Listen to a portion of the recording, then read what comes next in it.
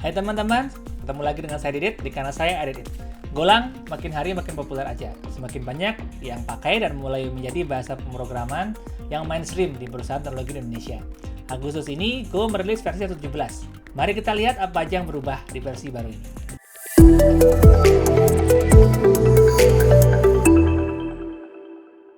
Yang pertama, dukungan di semua operasi. Go 1.17 hanya mendukung High Sierra ke atas.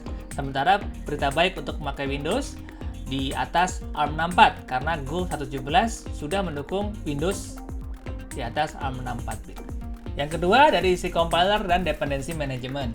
Mulai Go 1.17 hanya dependensi langsung yang akan direkam di GoMod. Sementara kalau misalkan ada dependensi di bawahnya lagi, modul di bawahnya harus menyertakan dependensinya langsung. Jadi dependensi transitifnya tidak akan direkam oleh modul yang di atasnya. Itu pertama, soal dependensi.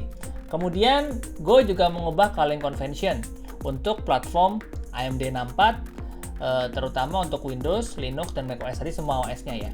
Dari yang tadinya pakai stack, Go akhirnya pakai register.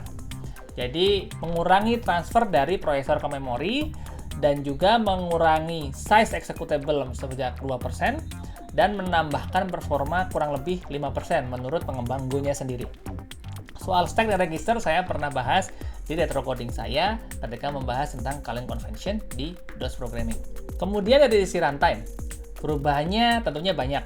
Saya akan sebutkan beberapa yang mungkin penting ya dari runtime dan standard library. URL parsing. Parser sekarang tidak menerima titik koma sebagai pembatas di query string. Jadi titik koma akan dianggap sebagai bagian dari path-nya. Kemudian URL values juga sekarang punya metode hash untuk mengecek apakah query itu ada. Dulunya kita harus pakai get, kemudian dicari panjangnya. Kalau length-nya 0 berarti ya nggak ada value-nya. Karena kalau nggak ada tadinya return-nya adalah string kosong. Kemudian net HTTP juga akan menolak atau tidak menghiraukan HTTP header yang memiliki karakter-karakter non-ASCII.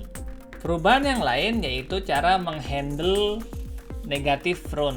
Jadi package Bavio, strings, dan bytes kalau menemukan run yang negatif akan diganti dengan Unicode value FFFFD. Demikian juga kalau teman-teman memakai Unicode package untuk mengecek is lower, is letter, is number, dan is yang lain-lain, itu kalau misalkan runnya negatif, hasilnya akan false. Dan yang terakhir dan nggak kalah penting, kita bisa menjalankan tes dengan random ya, dengan menambahkan parameter shuffle di Go Test Run. Jadi itu tadi highlight untuk fitur Go 1.17 yang akan dirilis bulan ini.